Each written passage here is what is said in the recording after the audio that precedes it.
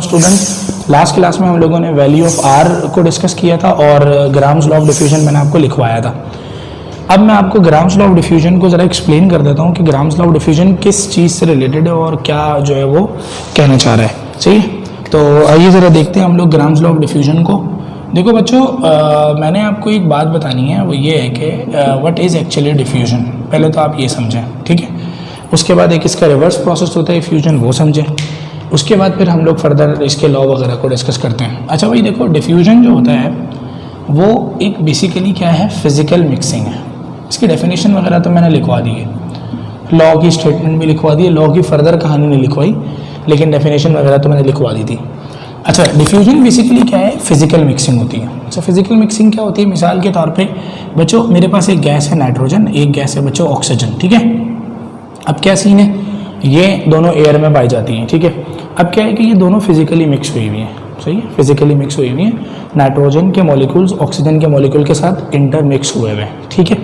अच्छा, अब क्या है कि ये फिजिकल मिक्सिंग है और इनमें रिएक्शन नहीं हो रहा, इन दोनों के दरमियान कोई रिएक्शन नहीं हो रहा, ठीक है। तो आपको ये बेसिकली होता है डिफ्यूजन कि दो गैसेस आपस में प्रॉपर्ली मिक्स हुई हुई हैं और उनमें कोई रिएक्शन ना हो, इसको हम कहेंगे डिफ्यूजन, ठीक है। इसी तरह एक डेफिनेशन ये भी होती है कि movement of gas from higher concentration to lower concentration. अब इसका मतलब क्या है, ये डेफिनेशन भी ज़रा समझा देता हूँ। मिसाल के तौर पे मेरे पास एक कंटेनर है, उसमें यहाँ पे हमने एक गैस भरी हुई है, हीलियम गैस, ठीक है। हीलियम गैस भरी हुई है, बहुत ज़्यादा गैस है। बाहर हीलियम बहुत कम पाई जाती है एटमॉस्फेयर में, ठीक है। यानी जो बाहर का रीजन है वहाँ पे कंसंट्रेशन ऑफ हीलियम क्या है, कम है, और इस डब्बे में कंसंट्रेशन ऑफ हीलियम क्या है बच्चों, ज़्यादा है, ठीक है। यहाँ पे हीलियम ज़्यादा है, वहाँ पे हीलियम कम है। क्या होगा, जैसे ही मैं ढक्कन हटाऊंगा तो ये हीलियम गैस जो है वो बाहर की तरफ निकलना शुरू हो जाएगी, ठीक है। तो हीलियम गैस इस वक्त एक ज़्यादा क्वांटिटी में यहाँ पे मौजूद है, हायर कंसंट्रेशन में मौजूद है। हायर कंसंट्रेशन से किसकी तरफ जा रही है, वो लोअर कंसंट्रेशन की तरफ, यानी कम मिकदार की तरफ जा रही है। तो ये जो मूवमेंट हो रही है ना हीलियम गैस के मॉलिक्यूल की from higher concentration to lower concentration, इसको हम लोग बेसिकली क्या कहेंगे, डिफ्यूजन कहेंगे। तो डिफ्यूजन की एक एग्जांपल ये भी हो सकती है, ठीक है। तो बेसिकली डिफ्यूजन क्या है कि गैस के मॉलिक्यूल का फैलना, किसी भी गैस के मॉलिक्यूल का अगर फैलाव हो रहा है, इसको हम केमिस्ट्री की लैंग्वेज में बच्चों क्या बोलेंगे, डिफ्यूजन बोलेंगे। यहाँ तक बात क्लियर हो गई। अच्छा, तो एक तो डेफिनेशन ये थी डिफ्यूजन से रिलेटेड, मैंने आप लोगों को लास्ट क्लास में लिखवाई भी थी और मैंने अभी आपको समझा दी। अच्छा, अब अगर मैं बात करूँ बच्चों इफ्यूजन की, किसकी, इफ्यूजन की, तो इफ्यूजन क्या होता है। इफ्यूजन बेसिकली क्या होता है कि अगर मैं एक क्लोज कंटेनर में गैस को बंद कर दूं, ठीक है। मेरे पास एक कंटेनर है, इसमें मैंने गैस को क्या कर दिया, लेट्स सपोज हाइड्रोजन गैस को मैंने बंद कर दिया। जब मैंने इस क्लोज कंटेनर में हाइड्रोजन गैस को बंद कर दिया, अब मैं आगे इसमें छोटा सा एक होल क्रिएट कर देता हूँ, बिल्कुल माइन्यूट सा, और समटाइम ये होल इतना छोटा हो सकता है कि एक इंसानी आँख देख भी नहीं सकती, यानी बहुत छोटा, मामूली सा। तो क्या होगा कि आहिस्ता आहिस्ता इस छोटे से होल से ये गैस क्या होना शुरू हो जाएगी, भागना शुरू हो जाएगी, स्केप होना शुरू हो जाएगी। ये गैस पूरी भरी हुई, अब क्या होगा कि ये यहाँ से छोटे से होल से क्या होना शुरू हो जाएगी, स्केप होना शुरू हो जाएगी। किसी भी छोटे से होल से अगर गैस क्या हो जाती है, भाग जाती है, स्केप हो जाती है, इस फिनोमेना को हम क्या कहते हैं, इफ्यूजन। क्या कहते हैं, इफ्यूजन। तो मैंने लास्ट क्लास में इसकी भी डेफिनेशन लिखवा दी थी। तो दो फिनोमेनाज हैं, एक है डिफ्यूजन के गैस का सिंपल फैलना, और एक है इफ्यूजन गैस का छोटे से टाइनी होल से, माइक्रो लेवल के होल से, पोर से क्या होना है, स्केप होना, भागना। ये दोनों अलग अलग डेफिनेशन मैंने आपको बता दी। अच्छा, अब इनसे रिलेटेड लॉ क्या है वो हम लोग एक्सप्लेन करता हूँ मैं ज़रा, कि लॉ क्या कहना चाह रहा है और लॉ के अंदर ऐसी कौन सी बात है जो कि बड़ी इंपॉर्टेंट है। अच्छा, आप सुनो, मिसाल के तौर पर लॉ को मैं समझा रहा हूँ, डिफ्यूजन की डेफिनेशन समझा दी, डिफ्यूजन की डेफिनेशन समझा दी, ये पेपर में आ सकती हैं तो लिख लेना आप लोग। अच्छा, लॉ को समझाने से पहले एक छोटी सी दिमाग थोड़ा सा लगाते हैं। मिसाल के तौर पे मेरे पास एक गैस है CH4, ठीक है। CH4 एक गैस है। आपको पता है कार्बन का मास कितना होता है, 12, और हाइड्रोजन का मास कितना होता है, 1। टोटल 4 हाइड्रोजन है, उनका मास कितना होगा, 4। तो 12 + 4 कितना होगा बच्चों, 12 + 4 होगा हमारे पास 16, ठीक है। यानी CH4 का जो बेटा मॉलिक्यूलर मास आ रहा है CH4 का जो मोलिकुलर मास आ रहा है वो क्या आ रहा है 16 AMU आ रहा है। कितना आ रहा है 16 AMU। और मेरे पास एक गैस है H2 हाइड्रोजन, सही है। इसमें मोलिकुलर मास इसका क्या बनेगा बच्चों, इसका मोलिकुलर मास बनेगा 2 AMU। इसका मोलिकुलर मास 2 AMU है। एक हाइड्रोजन का एटम उसका मास 1, दूसरे हाइड्रोजन के एटम का भी मास 1, 1 + 1 कितना हो जाएगा 2 हो जाएगा, ठीक है। तो ये 2 AMU है और ये 16 AMU। अब देखो किसका मोलिकुलर मास ज़्यादा है, मोलिकुलर मास CH4 का ज़्यादा है, सही है। मोलिकुलर मास CH4 का ज़्यादा है और मोलिकुलर मास हाइड्रोजन का क्या है, कम है, ठीक है। अच्छा, जिस चीज़ का मोलिकुलर मास ज़्यादा होगा उसकी थिकनेस भी क्या होगी, ज़्यादा होगी, ठीक है, सही है। तो थिकनेस बेसिकली क्या होती है, डेंसिटी, क्या होती है, डेंसिटी। तो जिस गैस का मोलिकुलर मास ज़्यादा है बच्चों उसकी डेंसिटी भी ज़्यादा है, जिस गैस का मोलिकुलर मास कम है तो उसकी डेंसिटी भी क्या है बच्चों, कम है। अच्छा, अब मैं आपसे कहता हूँ कि मैं इस गैस को एक कंटेनर में भर के ढक्कन हटा दूँ और इस गैस को एक कंटेनर में भर के ढक्कन हटा दूँ, दोनों गैस फैलना शुरू हो जाए, ये बताओ कौन सी गैस जल्दी फैलेगी। सर, जिस गैस का मास कम है, जिसकी डेंसिटी कम है, वो गैस जल्दी फैलेगी। क्यों? क्योंकि जाहिर सी बात है, एक मोटे बंदे की रेस लगवाई जाए पतले बंदे से तो पतला बंदा जल्दी निकल जाएगा क्योंकि मोटे का मास ज़्यादा है, ऐसा ही है ना। तो सर ये बहुत हल्की सी गैस है, ये फौरन फैल जाएगी, ये भारी गैस है, इसको थोड़ा फैलने में क्या लगेगा, टाइम लगेगा, ठीक है। तो हम ये कहेंगे कि अगर हम इसको डिफ्यूज करवाएं, डिफ्यूज मतलब फैलवाएं इसको, तो इसका टाइम ऑफ डिफ्यूजन क्या होगा, ज़्यादा होगा, टाइम ऑफ डिफ्यूजन क्या होगा, ज़्यादा होगा। और अगर हम इसको डिफ्यूज करवाएं तो इसका टाइम ऑफ डिफ्यूजन क्या होगा, कम होगा, यानी थोड़े से छोटे से टाइम में ये फैल जाएगी और ये ज़्यादा टाइम में भी बहुत कम फैलेगी। ये बात क्लियर होगी। अच्छा, तो अब एक क्वांटिटी है, उसको हम कहते हैं रेट ऑफ डिफ्यूजन। क्या कहते हैं, रेट ऑफ डिफ्यूजन। क्या कहते हैं बच्चों, rate of. What is rate of diffusion? Basically क्या होता है, वॉल्यूम अपॉन टाइम, कि गैस का कितना वॉल्यूम कितने टाइम में फैल रहा है, सही। अब सुनो गौर से, रेट ऑफ डिफ्यूजन क्या होगा। जब कभी भी हम केमिस्ट्री में रेट की बात करते हैं तो हमारे पास, जब कभी भी हम लोग बच्चों केमिस्ट्री में किसकी बात करते हैं, रेट की, तो रेट का मतलब क्या होता है, आप किसी भी क्वांटिटी को किससे डिवाइड कर रहे होते हैं, टाइम से, सही। तो रेट ऑफ डिफ्यूजन बेसिकली क्या होता है कि किसी भी गैस का सर्टेन वॉल्यूम कितने टाइम में क्या हो रहा है, फैल रहा है, इसको कहते हैं रेट ऑफ डिफ्यूजन। अब सुनो, रेट ऑफ डिफ्यूजन बेसिकली क्या है, R = V/T है, यानी टाइम के साथ इसका क्या रिलेशन है, इनवर्स रिलेशन है। अब देखो CH4 के लिए मोलिकुलर मास ज़्यादा है, सही, तो उसकी क्या ज़्यादा है, डेंसिटी भी ज़्यादा है, तो इसका फैलने का टाइम भी क्या है, ज़्यादा है। अब जब फैलने का टाइम ज़्यादा होगा तो इसका रेट ऑफ डिफ्यूजन क्या होगा, कम होगा, यानी बहुत थोड़ा सा वॉल्यूम बहुत ज़्यादा टाइम में फैलेगा, रेट ऑफ डिफ्यूजन क्या हो जाएगा, कम हो जाएगा, क्योंकि रेट ऑफ डिफ्यूजन का टाइम के साथ क्या रिलेशन नजर आ रहा है, इनवर्स रिलेशन नजर आ रहा है। तो टाइम क्या होगा बेटा, टाइम अगर ज़्यादा होगा तो रेट ऑफ डिफ्यूजन क्या हो जाएगा, कम हो जाएगा। अच्छा, सिमिलरली इसके केस में क्या होगा, रेट ऑफ डिफ्यूजन क्या हो जाएगा, ज़्यादा हो जाएगा। क्यों, इसका टाइम ऑफ डिफ्यूजन क्या है, कम है, तो इसका रेट ऑफ डिफ्यूजन क्या हो जाएगा, ज़्यादा हो जाएगा। तो यही तो बात कहना चाह रहा है law, grams law of diffusion क्या कहना चाह रहा है, अगर किसी गैस का मोलिकुलर मास ज़्यादा है, यानी उसकी क्या ज़्यादा है, डेंसिटी ज़्यादा है, तो वो फैलने में क्या लेगी, ज़्यादा टाइम लेगी, और ज़्यादा टाइम लेने की वजह से उसका रेट ऑफ डिफ्यूजन क्या होगा, कम होगा। अगर किसी गैस का मोलिकुलर मास ज़्यादा है तो उसकी डेंसिटी भी क्या होगी, ज़्यादा होगी, और वो फैलने में क्या लेगी, ज़्यादा टाइम लेगी, और उसका रेट ऑफ डिफ्यूजन क्या होगा, कम होगा, सही है। इसी तरह अगर किसी गैस का मोलिकुलर मास कम है तो उसकी डेंसिटी भी कम होगी, वो फैलने में बहुत कम टाइम लेगी, और उसका रेट ऑफ डिफ्यूजन क्या होगा, ज़्यादा होगा, यानी कम टाइम में बहुत ज़्यादा वॉल्यूम फैल जाएगा, और भारी के केस में कम ज़्यादा टाइम में बहुत कम वॉल्यूम फैलेगा। तो ये कहानी चल रही है किसके केस में, ग्राम्स लॉ ऑफ डिफ्यूजन होता है, ठीक है। यहाँ तक बात क्लियर हो गई, आई होप कि आप सबको ये बात समझ में आ गई होगी। अब स्टेटमेंट में उसकी बता देता हूँ, वो क्या कहता है कि किसी भी गैस का rate of diffusion inversely proportional होता है to the square root of its density. ये तो बात हमने भी कह दी कि रेट ऑफ डिफ्यूजन का ताल्लुक डेंसिटी से क्या है, इन्वर्स है। रेट ऑफ डिफ्यूजन कम होगा, डेंसिटी इसका मतलब ज़्यादा होगी, यानी भारी गैस होगी। मॉलिक्यूलर मास के साथ भी इन्वर्स रिलेशन है, बस उसने अपने लॉ में एक इजाफा कर दिया। वो ये इजाफा क्या कर दिया कि किसी भी गैस का जो रेट ऑफ डिफ्यूजन है, यानी फैलाव का जो रेट है, वो डेंसिटी के इन्वर्सली रिलेटेड तो होता है, बस आपने डेंसिटी के ऊपर क्या लगाना है, स्क्वायर रूट लगाना है। अब ये लॉ का हिस्सा है। यहाँ तक बात क्लियर हो गई। तो यही बात हम डेंसिटी की रिस्पेक्ट से भी कर सकते हैं, और यही बात बच्चों मॉलिक्यूलर मास की रिस्पेक्ट से भी की जा सकती है। यानी क्या कहा जा सकता है कि अगर किसी गैस की मॉलिक्यूलर मास ज़्यादा है तो उसका रेट ऑफ डिफ्यूजन क्या होगा, कम होगा, ठीक है, यानी ये मॉलिक्यूलर मास ज़्यादा है तो उसका रेट ऑफ डिफ्यूजन क्या हो जाएगा, कम हो जाएगा। तो मैंने अब तक क्या बताया, मैंने आपको पहले डेफिनेशन समझाई डिफ्यूजन की। What is diffusion? के किसी भी गैस के मॉलिक्यूल का फैलना, इसको कहते हैं डिफ्यूजन, ठीक है।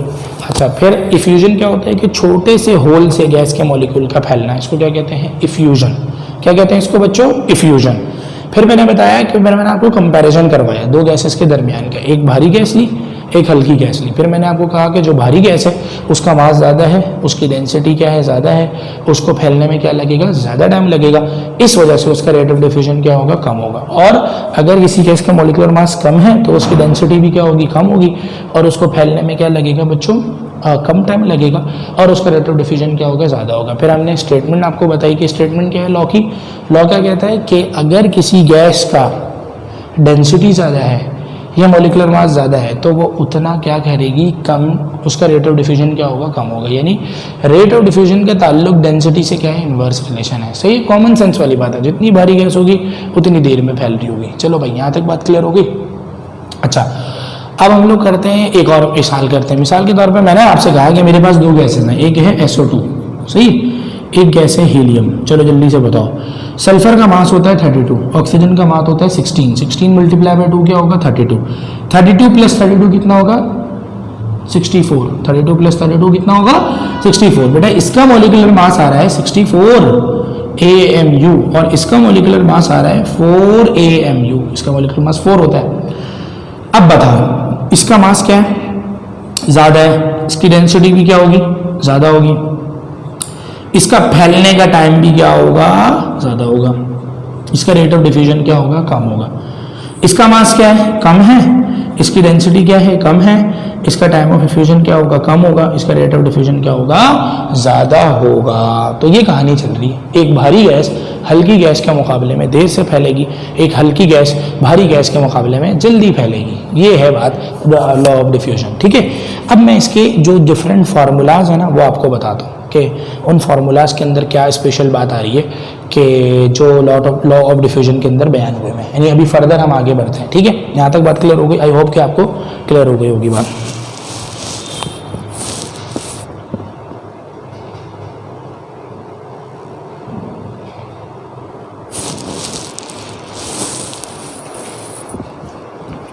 अच्छा बच्चों, अब मैं आपसे कहता हूं कि लेट सपोज हम लोग क्या करते हैं, हम दो गैसेस के रेट ऑफ डिफ्यूजन को कंपेयर करवाते हैं। आई होप कि आपको रेट ऑफ डिफ्यूजन वाला लॉ समझ में आ गया होगा। भारी गैस देर से फैलेगी, हल्की गैस जल्दी फैलेगी, ठीक है, सिंपल। अब मैं आपको एक कहानी बताता हूँ। मिसाल के तौर पे मेरे पास दो गैसेस हैं, एक गैस है गैस A, गैस 1, और एक गैस है लेट सपोज गैस 2, सही। इसका रेट ऑफ डिफ्यूजन क्या होगा, इसका रेट ऑफ डिफ्यूजन होगा R1, इसका रेट ऑफ डिफ्यूजन क्या होगा, R2, ठीक है। और अकॉर्डिंग टू द लॉ क्या कहता है कि किसी भी गैस का, लॉ क्या कहता है, लॉ कहता है कि किसी भी गैस का रेट ऑफ डिफ्यूजन उस गैस की डेंसिटी के क्या होगा, इन्वर्सली रिलेटेड होगा। बस आपने क्या लगाना है, स्क्वायर रूट लगाना है। यानी जितनी भारी गैस होगी जो उतना ज़्यादा टाइम लगेगा, जितना ज़्यादा टाइम लगेगा उतना उसका रेट ऑफ डिफ्यूजन क्या होगा, टाइम के लिहाज से कम होगा। अच्छा, फिर लॉ ये भी कहता है कि rate of diffusion is also inversely proportional to its square root of its molecular mass. चाहे डेंसिटी रख लो चाहे मॉलिक्यूलर मास रख लो, बात एक ही है, ठीक है। क्योंकि डेंसिटी का डायरेक्ट रिलेशन किससे होता है, मॉलिक्यूलर मास से होता है। यानी जितना ज़्यादा मास होगा उतना ज़्यादा उसकी थिकनेस होगी, यानी उतनी ज़्यादा उसकी क्या होगी बच्चों, डेंसिटी होगी। ये तो कहानी होगा, ये लॉ कहता है। अब सुनो, मैं तुमसे कहता हूँ कि इस गैस की डेंसिटी क्या होगी बेटा, D1 होगी, इस गैस की डेंसिटी क्या होगी बेटा, D2 होगी। इस गैस का मॉलिक्यूलर मास क्या होगा, M2 होगा, इस गैस का मॉलिक्यूलर मास क्या होगा, M1 होगा, ठीक है। चलो भाई, अब अप्लाई करो गैस 1 पे, लॉ अप्लाई करो, लॉ अप्लाई करो गैस 1 पे। लॉ क्या कहता है, किसी भी गैस का रेट ऑफ डिफ्यूजन उसकी डेंसिटी के स्क्वायर रूट के क्या होता है, इन्वर्सली रिलेटेड होता है, ऐसे ही है ना। तो चलो भाई आ जाओ सर, फॉर्मूला बन जाएगा R1 directly inversely proportional to the square root of its density यानी D1। इसी तरह गैस 2 पे अप्लाई करो लॉ, गैस 2 पे लॉ अप्लाई करो तो फॉर्मूला क्या बन जाएगा, R2 inversely related to the square root of D2, ठीक है। ये वाली बात समझ में आ गई। अब सुनो, अब बचपन से सुनते हुए आ रहे हो कि प्रोपोर्शनलिटी का जब साइन हटता है तो क्या आता है, कांस्टेंट आता है। अभी हम दो गैसेस की बात कर रहे हैं साइमल्टेनियसली, तो जब साइन हटेगा तो कांस्टेंट क्या आएगा के, R1 इज इक्वल्स टू के अंडर द रूट D1, ठीक है। इसके लिए क्या आ जाएगा, R1 इज इक्वल्स टू के अंडर द रूट D2, ये कांस्टेंट है के, ठीक है। अच्छा अब मैं क्या कहता हूँ, ये गैस 1 है, ये इसको इक्वेशन 1 कह दो, ये गैस 2 है, ये इसको इक्वेशन क्या कह दो 2 कह दो। अब मैं क्या करता हूँ, हम इन दोनों गैसेस के रेट ऑफ डिफ्यूजन को क्या करवाते हैं, कंपेयर करवाते हैं।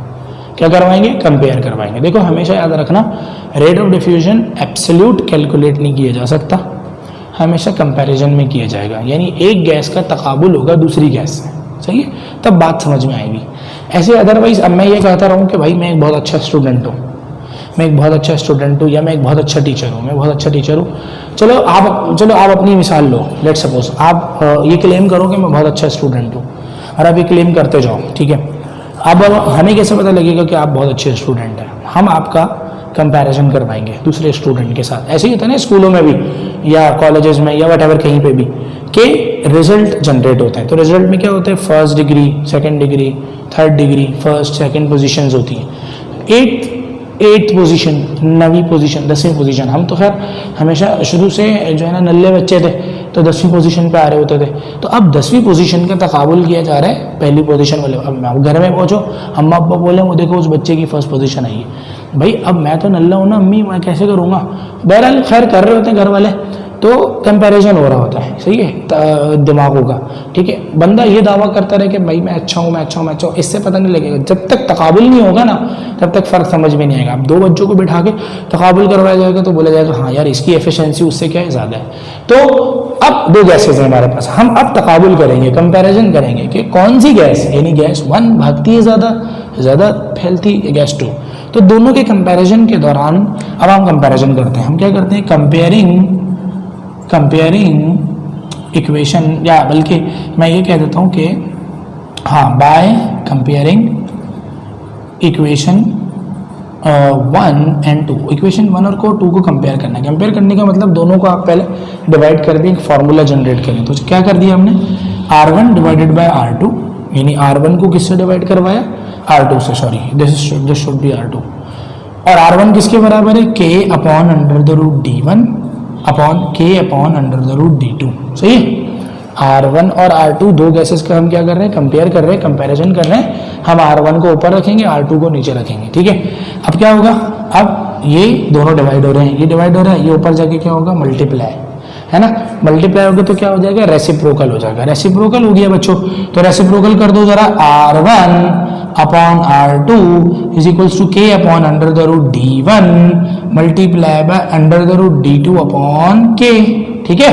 रेसिप्रोकल कर दिया, चलो भाई रेसिप्रोकल कर दिया। अब सर क्या सेम नजर आ रहा है, K और K को K से काट दो, तो फॉर्मूला फाइनल क्या बन जाएगा, R1 upon R2 is equals to under the root D2 upon D1। ये फॉर्मूला हम लोग लगाएंगे इस लॉ से रिलेटेड न्यूमेरिकल्स में। ये फॉर्मूला हम कब लगाएंगे, इस लॉ से रिलेटेड न्यूमेरिकल्स में, ठीक है। अब एक बच्चा बोल रहा है सर डेंसिटी का मोलिकुलर मास से डायरेक्ट रिलेशन है, तो क्या आप इस डेंसिटी की जगह पे मोलिकुलर मास लिख सकते हैं, बिल्कुल लिख सकते हैं। भाई हमने कहा ना, लॉ क्या कहता है कि किसी भी गैस का फैलाव उसकी डेंसिटी के इन्वर्सली रिलेटेड है, या उसके मोलिकुलर मास के इन्वर्सली रिलेटेड है। जितना भारी उतना कम फैलाओ, जितना हल्का उतना ज़्यादा फैलाओ। तो डेंसिटी की जगह पे मोलिकुलर मास भी आ सकता है। तो what if I am going to replace density with molecular mass, तो फॉर्मूला क्या बन जाएगा, so I am gonna write here, और करके लिख देते हैं R1 upon R2 is equals to under the root M2 upon under the root M1। तो बेटा ये फॉर्मूला हमारे पास बन गया, R1 upon R2 is equals to under the root M2 upon M1। So we have generated 2 formulas regarding 2 gases. अब हम क्या करेंगे, इन फॉर्मूलाज को हम अपने न्यूमेरिकल्स में इस्तेमाल करेंगे, ठीक है। तो आपने लास्ट क्लास में लॉ लिख लिया था, डिफ्यूजन और फ्यूजन की डेफिनेशन लिख ली थी। आगे की जो बात आपको लिखवानी थी वो मैं अब आपको तरीके से लिखवा देता हूँ, वो आप फिर अपने कॉपी में नोट डाउन कर लेना। आई थिंक आपको लॉ समझ में आएगा। लॉ का पर्पस, लॉ का मकसद, लॉ का सारा खुलासा क्या है कि 2 गैसेस का तकाबुल अगर किया जाए तो जिसमें से जिसका मोलिकुलर मास ज़्यादा होगा उसका रेट ऑफ डिफ्यूजन कम होगा, जिसका मोलिकुलर मास कम होगा उसका रेट ऑफ डिफ्यूजन क्या होगा प्यारे बच्चों, ज़्यादा होगा। सिंपल सी बात है, और ये हमने बना दिया, ठीक है। तो मैं भी आप लोगों को पूरा प्रॉपर लिखवा दूंगा। अच्छा अब आप सुनना बात गौर से, ये नहीं हमारे पास ये इब्तदाई दो फार्मूले बन गए, दो फार्मूले आ गए, डेंसिटी की रिस्पेक्ट से भी आ गया और मोलिकुलर मास की रिस्पेक्ट से भी आ गया। अच्छा अब एक बच्चा मुझे क्या बोल रहे हैं सर आपने अभी कहा कि रेट ऑफ डिफ्यूजन क्या होता है, वॉल्यूम अपॉन टाइम होता है। रेट ऑफ डिफ्यूजन बेसिकली क्या होता है, वॉल्यूम अपॉन टाइम, यानी V अपॉन टी। तो अगर सर उन फॉर्मूला में हम R की जगह पे ये V अपॉन टी रख दें तो फिर क्या शक्ल बनेगी, तो जरा देख लो। अगर मैं फॉर्मूला लिखता हूँ R1 upon R2 is equals to under the root M2 upon under the root M1, R की जगह पे पुट करता हूँ मैं तो क्या बन जाएगा V1 अपॉन T1 R1 की जगह पे divided by V2 upon T2 is equals to under the root M2 upon M1। Oh my God, हमने ये क्या कर लिया, रेट ऑफ डिफ्यूजन चूंकि वॉल्यूम अपॉन टाइम के बराबर है तो हमने पुट कर दिया। अब ये डिवाइड और ऊपर जाके क्या होगा, मल्टीप्लाई, तो फॉर्मूला क्या बन जाएगा V1 अपॉन T1 multiply by T2 upon V2 is equals to under the root M2 upon under the root M1। ये एक तीसरा फॉर्मूला बन गया। अब सर ये कहाँ अप्लाई होगा, जब मैं न्यूमेरिकल कराऊंगा तो उसका भी बता दूंगा। तो पहला फार्मूला, फिर पहले से क्या निकला दूसरा फार्मूला, दूसरे से क्या निकला तीसरा फार्मूला, और तीसरा फार्मूला निकालने के लिए आपने जस्ट क्या किया है, आपने R की जगह पे V अपॉन टी को पुट किया, ठीक है। ये लिखवा दूंगा तरीके से। अब चौथा फार्मूला, अब मैं कहता हूँ कि लेट सपोज करते हैं कि मेरे पास दो अलग अलग गैसेस हैं लेकिन दोनों का वॉल्यूम सेम है, यानी दोनों एक ही कंटेनर में बंद है। एक कंटेनर में बंद होने का मतलब एक साइज के कंटेनर में बंद है। मिसाल के तौर पे मेरे पास 5 लीटर का एक कंटेनर है, 5 लीटर का दूसरा कंटेनर है, दो गैसेस हैं, एक हाइड्रोजन है और एक हीलियम है, ठीक है, एक हल्की एक भारी। इस केस में जब दो गैसेस का वॉल्यूम सेम हो जाए तो फिर दो गैसेस के डिफ्यूजन को अगर कंपेयर करना हो तो कौन सा फॉर्मूला लगाएंगे। तो बेटा अगर हम यहाँ पे लिखें एट कांस्टेंट वॉल्यूम, अगर मैं यहाँ पे लिख दूं बेटा कांस्टेंट वॉल्यूम, तो कांस्टेंट वॉल्यूम पे मतलब मैं क्या कहूँगा कि V1 इज इक्वल्स टू क्या हो जाएगा, V2 इज इक्वल्स टू क्या हो जाएगा, V। कांस्टेंट वॉल्यूम है ना, V1 बराबर हो जाएगा किसके, V2 के बराबर हो जाएगा V के, मतलब V1 और V2 कुछ भी नहीं रहा, जस्ट वॉल्यूम हो गया। तो पुट कर दो V1 और V2 की जगह पे। आपने V1 की जगह पे V पुट किया, T1 तो वैसा का वैसा ही है, मल्टीप्लाई बाय T2, नीचे क्या पुट कर दिया V is equals to under the root M2 upon under the root M1, put कर दिया। अब ये क्या करना है, V से V को क्या करना है, हम लोगों को कैंसिल कराना है। तो फॉर्मूला क्या बन गया, T2 upon T1 is equals to under the root M2 under the root upon M1। तो ये कांस्टेंट वॉल्यूम के केस में फॉर्मूला क्या बन जाएगा चौथा, T2 upon T1 is equals to under the root M2 upon M1। इंतजामिया के लोग आ गए और ये सुकून से वीडियो बनाने नहीं देंगे। अब जो है ना वीडियो को पॉज करना पड़ेगा, पहले इनकी सुननी पड़ेगी उसके बाद, ठीक है भाई। तो हमारे पास ये चौथा फार्मूला आ गया उस वक्त जब हमारे पास वॉल्यूम कांस्टेंट होगा। तो हम वॉल्यूम कांस्टेंट में क्या करना है, V1 की जगह पे V2 की जगह पे V लिखना है, V से V कैंसिल कराना है और T2 अपॉन T1। अब ये उस न्यूमेरिकल में अप्लाई होगा जहाँ पे टाइम की बात कर रहा होगा।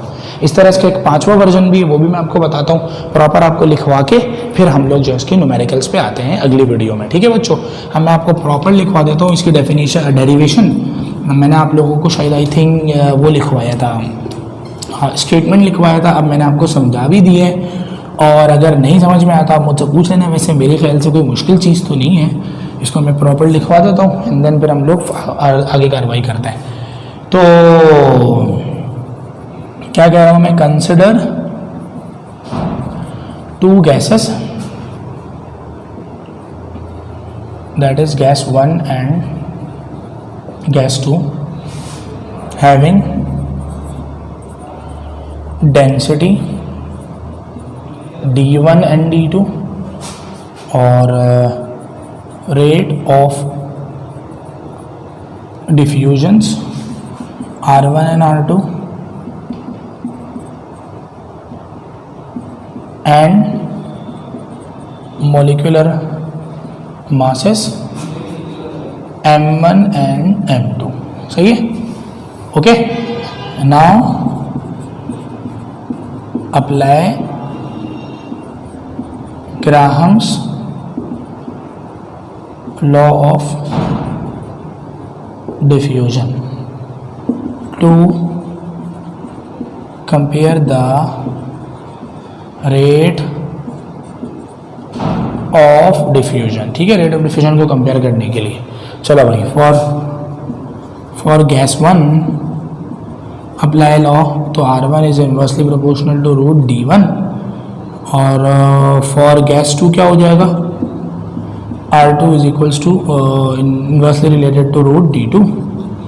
सही है। अच्छा, फिर क्या होगा यहाँ पे, R1 is equals to K upon under the root D1, और फिर R1 is equals to K upon under the root D2। सही है। फिर हम क्या करेंगे, दोनों को डिवाइडिंग, इसको इक्वेशन 1 कह दो, इक्वेशन 2 कह दो, डिवाइडिंग या कंपेयरिंग इक्वेशन 1 एंड 2, तो क्या हो जाएगा आपके पास, R1 upon R2 is equals to K upon under the root D1 divided by K upon under the root D2। सही है। अब क्या होगा कि R1 upon R2 K upon under the root D1 multiply by under the root D2 upon K, दोनों को divide किया, formula बन गया R1 upon R2 is equals to under the root D2 upon under the root D1। ये formula आ गया हमारे पास basic.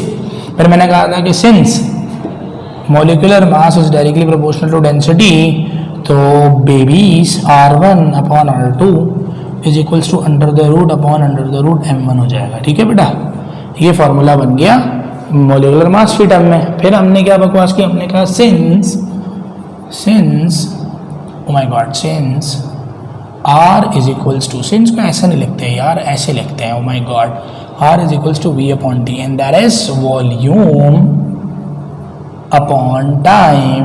सो formula क्या हो जाएगा, R1 upon R2 is equals to under the root D2 upon D1 will become V1 upon T1, V2 upon T2 is equals to under the root D2 upon D1, okay?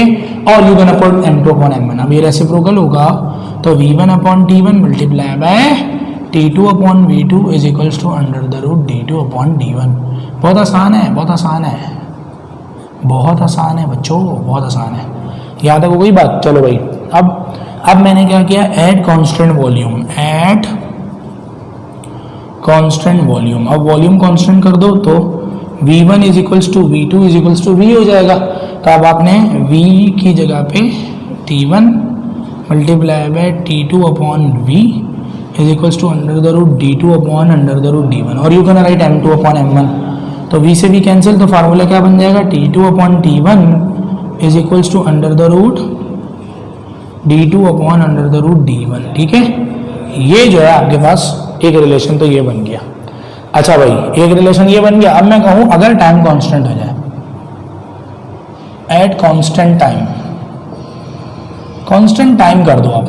Time कैसे constant, यानी दोनों गैसें same time में फैल रही हो, दोनों का वॉल्यूम अलग अलग करके, यानी जो भारी गैस है उसका कम वॉल्यूम कर दो, जो हल्की गैस है उसका ज़्यादा वॉल्यूम कर दो, तो ऑलमोस्ट दोनों सेम टाइम में फैल जाएंगी। तो एट कांस्टेंट टाइम फार्मूला क्या बन जाएगा, यानी T1 इज इक्वल्स टू क्या हो जाएगा, T2 is equals to T।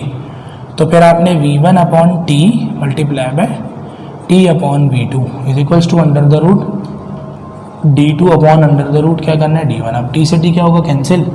V1 upon V2 is equals to under the root D2 upon under the root D1। ये आपके पास फार्मूला आ जाएगा। ठीक है,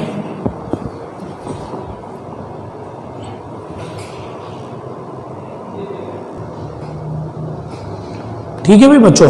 तो ये जो है ना आपके पास V1 अपॉन V2 ये कांस्टेंट टाइम पे आ गया, और you can write like this, V1 upon V2 is equals to under the root M2 upon under the root M1। ठीक है, ये कहानी हो गई बेटा, जो है ये सीन चल रहा है पूरा, ये आपने लिखना है उस लॉ के नीचे। अब नेक्स्ट वीडियो में मैं आपको ना इसके न्यूमेरिकल्स कराता हूँ इस लॉ के, फिर जो कुछ न्यूमेरिकल्स और हैं वो भी करवा दूंगा। ओके, तो आई होप कि ये क्लियर हो गया। अब ये फर्दर क्लियर कब होगा पता है, जब हम इसकी क्या लिखेंगे, न्यूमेरिकल्स करेंगे, तो आपको मजीद जो है ना कहानी समझ में आना शुरू हो जाएगी।